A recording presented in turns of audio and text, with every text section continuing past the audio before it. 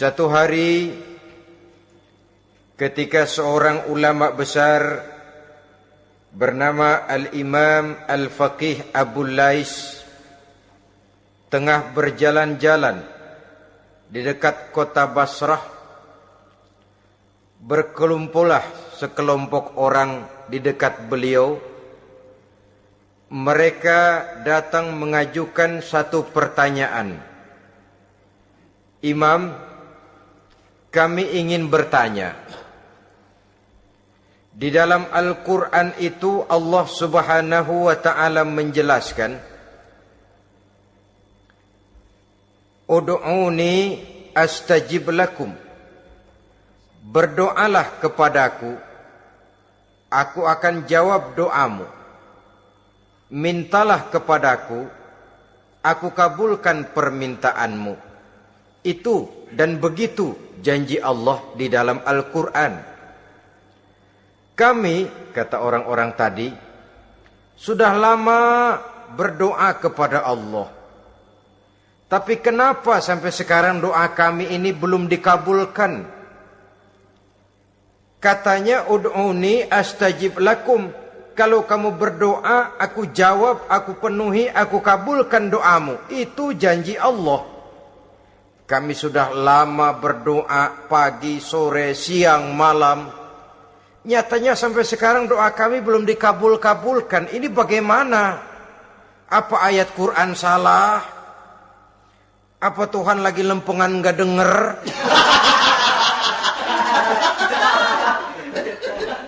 Apa doa kami yang terbalik? Kelihatannya sepele saja ini. Doa tidak didengar oleh Allah. Permohonan tidak dijawab, tidak dikabulkan oleh Allah. Tapi sebenarnya kalau kita mau merenung, kemalangan apa yang paling besar dalam kehidupan ini? Selain daripada kalau permohonan dan doa kita sudah tidak dihiraukan oleh Allah. Artinya hidup sudah tidak diopeni oleh Allah. Jangankan Allah, saudara-saudara, kita nggak diopeni sama mertua saja bingung. Ini mertua diem aja, kalau saya salah apa salahnya, kalau ada yang dikepengenin apa kepengenannya, boyak ngomong kenapa diem begitu. Ini tidak diopeni oleh Allah. Kemalangan apa yang lebih malang selain daripada kalau doa sudah tidak didengar oleh Allah. Itu sudah kemalangan yang paling malang, lebih malang dari kota Malang saya kira.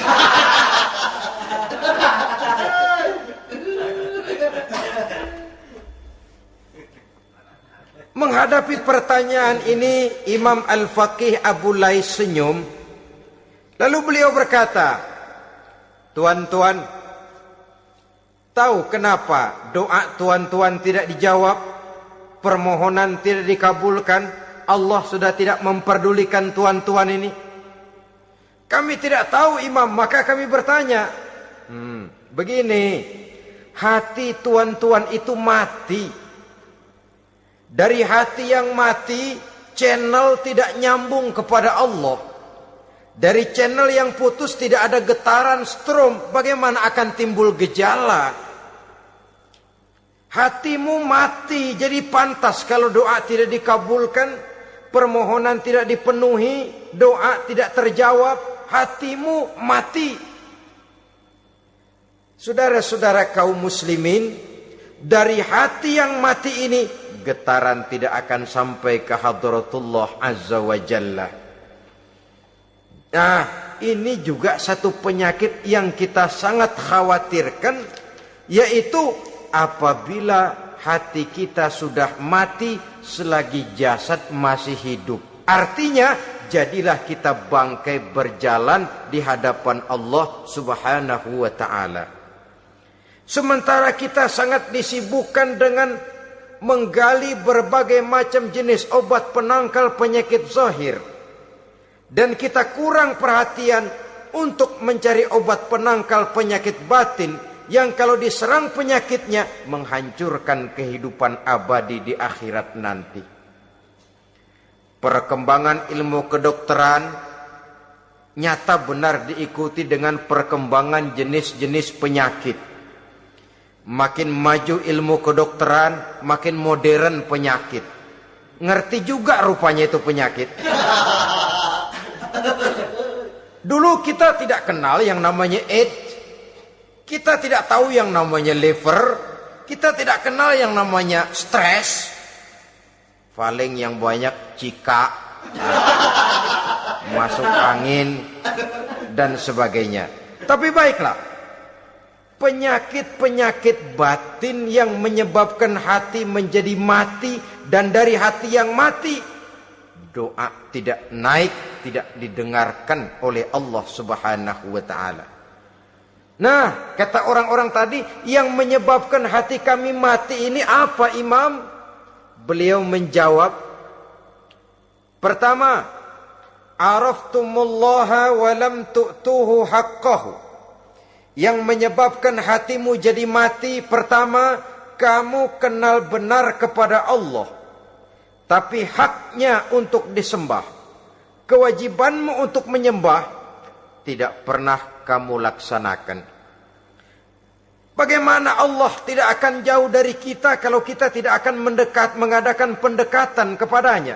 Dan pendekatan kepada Allah hanya bisa kita tempuh melalui jalur kegiatan ritual ibadah.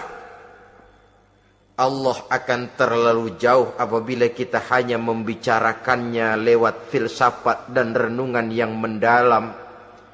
Tapi Allah akan dekat dan terasa hadir dalam hidup apabila kita dekati ia dengan pelaksanaan ibadah kepadanya.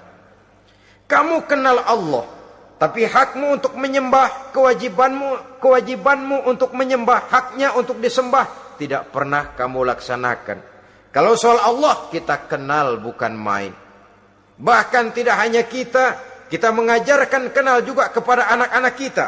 Kalau ditanya siapa pencipta matahari, bulan dan bintang? Allah. Siapa pencipta lautan, gunung, hutan belantara dan sungai-sungai? Allah. Siapa pencipta bumi, matahari dan sebagainya? Allah. Sembahyang apa enggak? Bagaimana nanti?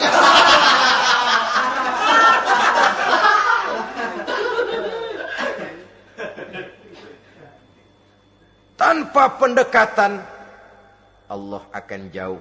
Apabila Allah jauh, maka doa tidak akan didengarkan olehnya.